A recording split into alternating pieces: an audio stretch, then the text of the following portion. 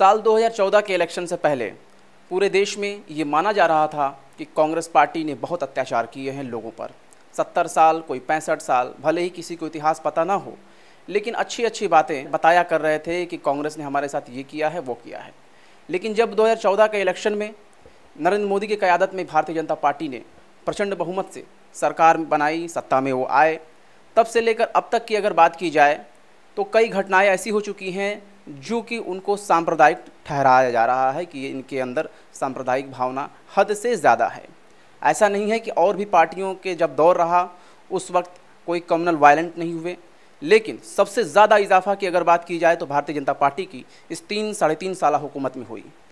अगर सांप्रदायिक हादसों की बात की जाए तो हम देखते हैं कि समाजवादी पार्टी जब यूपी में थी उस समय मोहम्मद इकलाक की हत्या हुई, वो भी गौ हत्या के नाम पर, गौरक्षा के नाम पर उनकी हत्या हुई। फिर अगर दोबारा देखते हैं तो पहलू खान, मोहसिन, और ये फहरिस्त लंबी होती चली जाती है। राजस्थान में ज़फ़र खान जिनका हाल ही में कत्ल हुआ है, और जुनैद की बात की जाए तो ट्रेन में उनको सिर्फ इसलिए मारा गया क्योंकि ये भीड़ द्वारा एक ठहराया गया कि इनके पास गौमांस था और उन्होंने गौमांस खाते होंगे, इसलिए मार दिया गया क्योंकि उनके सर पे टोपी थी। ख़ास तौर से एक मुस्लिम समुदाय को, या यूँ कहें तो अल्पसंख्यक समुदाय को चिन्हित करके जिस तरह से टारगेट किया गया, ये कहीं ना कहीं मौजूदा हुकूमतों पर एक सवालिया निशान है। बहरहाल अभी अगर हम बात करें, हम जिनसे अभी बात करने के लिए अभी आपसे मुलाकात करवा रहे हैं, ये राष्ट्रीय अध्यक्ष हैं पैगाम इंसानियत पार्टी के, और इनका नाम है आमिर हैदर जैदी। ये प्रवक्ता हैं CPI के, कम्युनिस्ट पार्टी ऑफ इंडिया के। इनके साथ एक हादसा हुआ जो कि बहुत ही ज़बरदस्त है। अगर उस हादसे की बात की जाए तो ट्रेन में सफ़र कर रहे थे, इनको सिर्फ इसलिए टारगेट किया गया क्योंकि ये मोहम्मदन हैं, मुस्लिम हैं। हम अभी इसी हादसे के बारे में बात करेंगे, पूरे मसले के बारे में आमिर हैदर जैदी साहब से। आमिर साहब, ज़रा शॉर्ट में बताइएगा उस दिन क्या हुआ? क्या इससे पहले कभी आपने ऐसे हादसे देखे, कभी फेस किए? नहीं, मैं पहले तो आपको थोड़ा सा दुरुस्त कर दूं माफ़ी के साथ।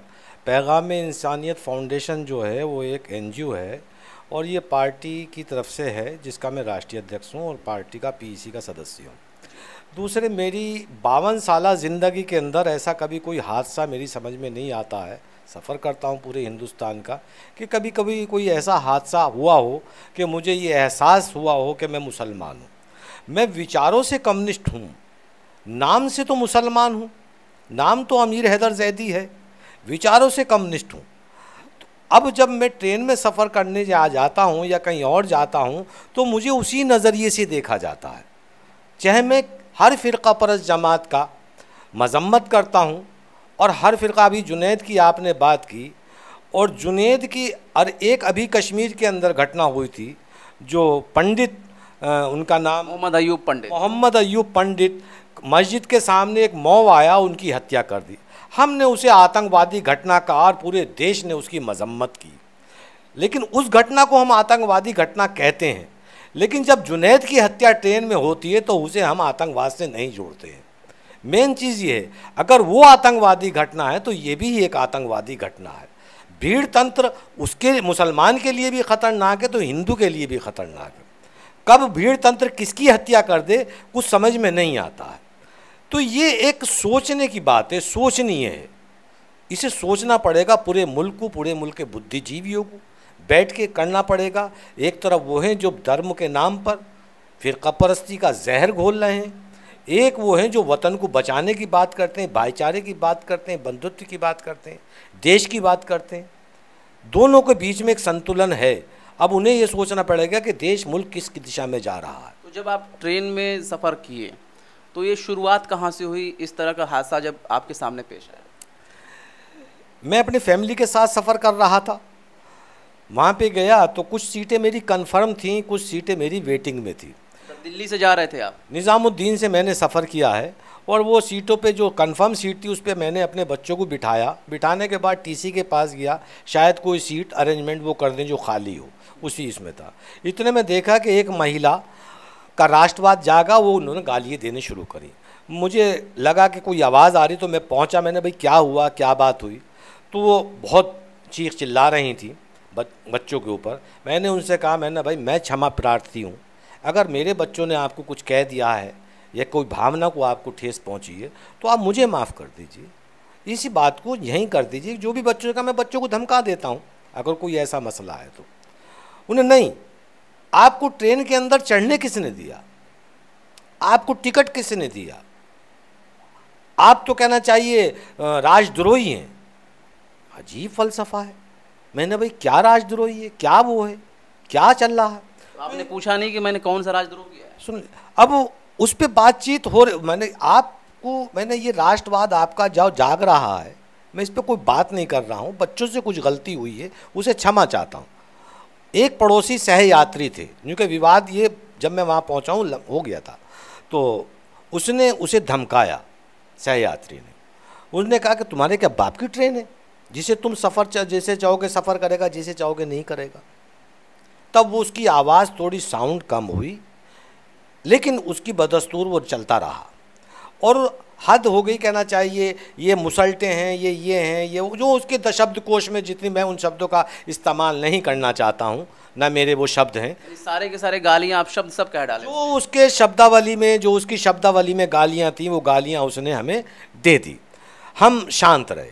उसके बाद थोड़ा सा वो पानी बेचने वाला आता है, जो रेलवे नीर होता है, तो वो आया। मैंने उससे 4 बोतल पानी की ख़रीदी और चारों बर्थ पे एक एक बोतल हमने अपने बच्चों को दे दी। मैंने भाई ये रख लीजिए। जैसी पानी की बोतल वो ऊपर ट्रे पे रखी गई जहाँ वो लगा रहता है, तो वहाँ भी उसका भी कुछ सामान रखा था। उसका राष्ट्रवाद और 4 गुना हो गया। तुमने मेरा टोटल सामान अपवित्र कर दिया, मेरा रक्षा कवच ख़त्म कर दिया, और ये तो सब कुछ अपवित्र है। मैंने भाई इसमें पानी में क्या है अपवित्र है? ये तो पानी है, पूरी रेल में ख़रीदा जा रहा है पानी। आपने पानी छुआ है ना, इसलिए अपवित्र है। आप तो सिरे से अपवित्र हैं, आप तो देशद्रोही हो, आप तो ये हो। तब मुझे एहसास हुआ कि मैंने मामला कुछ ज़्यादा ही संगीन है, ये तो फर्स्ट क्लास का मामला है। और शम्स साहब, अगर ये सेकंड क्लास में होता या स्लीपर क्लास में होता तो स्थिति कुछ और होती। कौन सा कोच था? AC फर्स्ट था। AC फर्स्ट की बात कर रहा हूँ, स्लीपर क्लास की या जनरल बोगी की नहीं। अगर ये जनरल बोगी या स्लीपर क्लास होती तो स्थिति कुछ और होती। कुछ लोग आ जाते कि ये महिला क्यों बोल रही। और अफसोस की बात ये रही कि उसके जो पुरुष थे वो कोई बोल ही नहीं रहा था। मैंने उनसे कई दफ़े अपील की, उनके साथ जो पुरुष थे, अरे भाई आपकी ये महिला बोल रही है, हमने क्षमा मांग ली है, माफ़ी मांग ली है, आप इन्हें थोड़ा शांत करो। आप अगर कोई बात करनी तो आप कर लीजिए। हो सकता है वो मौन सहमति दे रहे हों। सहमति मौन थी, इसमें कोई आपत्ति नहीं है।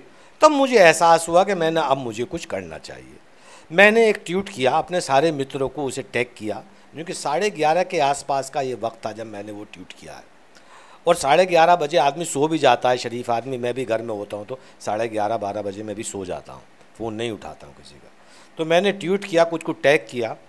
तो एक फेसबुक एक्टिविस्ट हैं प्रियापन, उनका रिप्लाई आया, सर आप कैसे हैं, कहाँ हैं, गाड़ी कहाँ चल रही है, ऐसे ऐसे है। मैंने उन्हें पूरा बताया। उसके बाद हमारे एक मित्र हैं संजय अग्रवाल साहब, सपा महासचिव हैं, उनका मेरे पास रिप्लाई आया, भाई क्या हुआ? मैंने भाई जो लिखा है वो सच है, आप उसे पढ़िए। यानी सोशल मीडिया के थ्रू आपने जो है मदद की अपील की, सबसे अपील की। और उन्होंने उनसे कहा तो ठीक है, मैं आपकी DIG साहब से मैं बात करता हूँ, मैंने जो करना है वो जल्दी करो, स्थिति कुछ गंभीर भी हो सकती है, हो सकता है कि मैं अगला पहलू खान हूँ। मैंने उनसे यही कहा। शायद उस समय जुनेद का नाम ज़्यादा सुटेबल होता, लेकिन जहन में जो आया वो मैंने कहा। उन्हें ठीक है मैं करता हूँ। उन्होंने किस अधिकारी से मेरी कॉन्फ्रेंस कराई, और मैंने उनसे ये भी कहा कि आप DIG का नंबर आप मुझे प्रोवाइड कराओ, मैं खुद बात कर लेता हूँ। तो सामने वाली फैमिली ने देखा कि ये आदमी चुप बैठा और कुछ नहीं कह रहा, और DIG से बात करने की बात हो रही है, मामला थोड़ा गंभीर है, गलत नंबर हमने डायल कर दिया है, जानते हो। तो इतने में उन्होंने मेरी कॉन्फ्रेंस कराई, संजीव अग्रवाल साहब ने। और जो अधिकारी थे उन्होंने मुझसे पूछा गाड़ी इस समय कहाँ चल रही है। अटेंडेंस से मैंने मालूम किया, मैंने भाई आप गाड़ी कहाँ चल रही है आपकी? उन्होंने बताया कि कोसी कला से गुजर रही है और मथुरा 1:30 बजे पहुँचेगी। ये मैंने उन्हें आगे रिपीट कर दिया। तो उन्हें ठीक है, मथुरा आपके पास प्रोटेक्शन पहुँच रहा। लेकिन इसी बीच में वो गाड़ी कोसी कला रुकी। मैंने सोचा मथुरा आ गया। मैं गेट पे गया तो उनके हस्बैंड पीछे पीछे चल के आए, जो वो महिला थी। अच्छा, यानी इतने देर तो वो शांत थे, लेकिन जब उन्हें एहसास हुआ कि अब मामला हद से ज़्यादा बढ़ रहा है, उनको कुछ न कुछ परेशानी अब हो सकती है, इसलिए अब वो जो है साथ में चले आए। अब वो आए पीछे पीछे आके, उन्होंने कहा भाई साहब आप कहना चाहिए आप डीआईजी तक मामला ले गए हैं और ये तो मेरी बीवी वाइफ पागल है और ऐसे ऐसे बात है आप। मैंने भाई पागल है तो पागल खाने होनी चाहिए थी, यहाँ क्या कर रही हैं? अगर मान लीजिए पागल है तो कम से कम आप मुझसे कहते बुला के कि भाई साहब इनकी बात का बुरा मत मानिएगा, ये पागल हैं। या आप एक दफ़े उन्हें डांटते कि आप ये क्या कर रही हैं, क्यों बोल रही हैं। आपने एक शब्द नहीं बोला। जब से मेरी पूरी फैमिली गालियाँ खा रही हैं, मेरी फैमिली ने कोई रिप्लाई दिया हो, मेरा बच्चा भी जवान साथ में सफ़र कर रहा है, आपका बच्चा भी यंग है, अगर एक दूसरे को बुरा लग जाता, मैं साथ में ना होता, तब क्या होता? उन्हें ऐसा है मैं झारखंड मैं माफ़ी चाहता हूँ और देखो मैं झारखंड सरकार में सचिव के पद पे तैनात हूँ। मैंने आप एक क्लास 1 ऑफिसर होने के बाद ऐसी बात कर रहे हैं। और मीणा जी आपका नाम है, पूरा नाम मैं भूल गया लेकिन लास्ट में उनके मीणा जी सरनेम है। मैं ना मीणा जी, अब मुझे ये सोचना पड़ेगा कि मैं दलितों के, अल्पसंख्यकों के, जो किसान वर्ग है, जो इस तरह के लोग हैं, उनके लिए आवाज़ जो बनता चला आ रहा हूँ, अब मैं उनके लिए आवाज़ उठाऊँ ही ना उठाऊँ। अभी एक हाल ही में जो है एक्टिविस्ट हैं, उन्होंने जिक्र किया इस बात का कि दलितों में भी कहीं ना कहीं ब्राह्मणवाद छिपा हुआ है और ब्राह्मणवाद उनमें भी कूट कूट के भरा हुआ है। यही शायद यही वजह होगी कि शायद उनकी मानसिकता एक हाई क्लास प्रोफाइल होने के बावजूद भी उनकी ऐसी मानसिकता रही होगी। इस चीज़ के लिए मैं जो शेष नारायण जी हैं, बहुत बड़े पत्रकार हैं, उन्हें कोट करूंगा। मेरे साथ एक दिन डिबेट में थे। उन्होंने कहा सन 2014 में जितना दलित वर्ग था यूपी का, वो सन 2014 के दंगों में बीजेपी के साथ था, लेकिन चुनाव के बाद आज वो उसके साथ नहीं है, क्योंकि दलित को वो सम्मान ही नहीं वहाँ मिला। 2014 में जो गुजरात में राइट हुए थे उसमें, जो यूपी के अंदर हुआ है, यानी मुजफ्फरनगर के जो उसमें था, उसे किया था, लेकिन आज उसका रिजल्ट ये निकला कि सहारनपुर में खुद दलितों पे अत्याचार है, उनके घर जलाए जा रहे हैं। तो ये एहसास है, तो मानसिकता है। अब उस मानसिकता को कैसे सही करना है, ये नफरत की राजनीति फैलाई जा रही है, ये देश हित में सही नहीं है। बहरहाल वो मैंने उनसे कहा, उसके बाद उन्होंने मुझे क्षमा प्रार्थी हुए। मैंने कहा ठीक है, हमारी कानून व्यवस्था भी पागल को कुछ नहीं कहती है, लेकिन अब आपकी जिम्मेदारी है कि आप अपनी फैमिली को संभालें। ये राष्ट्रवाद दोबारा नहीं जागना चाहिए था। एक सोचने की बात है, जब ये उसकी पुलिस प्रतिक्रिया की बात हुई तो वो महिला कोसी कला से लेकर मथुरा तक एक शब्द नहीं बोली। जब मथुरा में पुलिस आई और पुलिस आके गेट पे खड़े होके सारी बात सुन के चली गई, पुलिस अधिकारी 9 पुलिस वाले वहाँ पहुँचे और उनसे सारी मेरी बात हुई और मैंने कहा मैंने भाई ये ऐसे ऐसे ये सज्जन हैं जिनकी फैमिली है, इनसे पूछो इनका राष्ट्रवाद क्यों जागा था। उन्होंने उनसे माफ़ी मांगी और कहा जी अब आगे कुछ नहीं होगा। मैंने ये कमिटमेंट करें आगे कुछ नहीं होगा। तो पुलिस वालों ने कहा हम जैदी साहब ट्रेन में हैं, गाड़ी में हैं, अगर आप कोई बात होती है तो अटेंडेंट से आप बोलिएगा, हम फ़ौरन यहाँ आ जाएंगे। अब उस महिला ने सोचा कि पुलिस वाले तो ऐसी वलवली बात करके चले गए, इन्होंने हमसे तो कुछ कहा ही नहीं, लेकिन वो जो बात हुई थी ट्रेन के गेट पे खड़े होकर वो उसने नहीं समझा, न सुनी। तो जैसे ही उसके हस्बैंड वहाँ पहुँचे दोबारा सीट के ऊपर, और उसने फिर गालियाँ, उसका राष्ट्रवाद का विकास फिर हो गया, फिर विकास हुआ और उन्होंने अपने हस्बैंड को भी गालियाँ देनी शुरू कर दी कि तुम इस मुसल्टे के पीछे कैसे घूम रहे थे। इसने तो 2 पुलिस वाले बुलाए थे जो कुछ नहीं करके गए, मैं तो अभी एसपी को फ़ोन लगाती हूँ, मैं फला को लगाती हूँ, मैं ये करती हूँ, मैं करती हूँ। लेकिन उसके हस्बैंड ने एक अच्छी बात की थी, जो उसने 50-100 फ़ोन के जो एहसास हुआ, उसने हस्बैंड ने अपने सारे रिश्तेदारों को एक मैसेज डाल दिया था कि ये ऐसे ऐसे ऐसे ऐसे ये कर रही हैं, आप इसकी बात पे ध्यान ना दें। जो उसने जवाब में कहा कि तुमने सबसे कह दिया मैं पागल हूँ, मैं पागल लग रही हूँ तुम्हें, मैं ये कर रही हूँ। जब वो बहुत हद हो गई और वो उनके कहने से भी नहीं चुपी, तब उसके हस्बैंड ने उसके 4-5 थप्पड़ उसके मारे। तो हमारे साथ में जो सफ़र कर रहे थे हमारे साड़ू साहब, उन्होंने उन्हें पकड़ा, उनके हस्बैंड को कहा कि क्योंकि मैं कुछ दूरी पे था, उन्होंने भाई ऐसा है कि अब जो हो गया वो होने दीजिए। आपने कहा ये पागल हैं, ये सारे रास्ते, हमने कहा सारे रास्ते ये हमें गाली दें तो देने दीजिए, अब कोई परेशानी नहीं, आपने बता दिया ना ये पागल है। तो अब उस महिला का राष्ट्रवाद अपने हस्बैंड पे हावी हो गया। तुमने मुझे कैसे पागल कहा, क्या मुझे पागल साबित करना चाहते हो? ये मुसलटे कैसे चढ़े, ये कैसे चढ़े। जब उसके थप्पड़ लग गया और सब उसकी फैमिली नाराज़ हुई, उसका बेटा ये, तो वो थोड़ी महिला शांत हुई।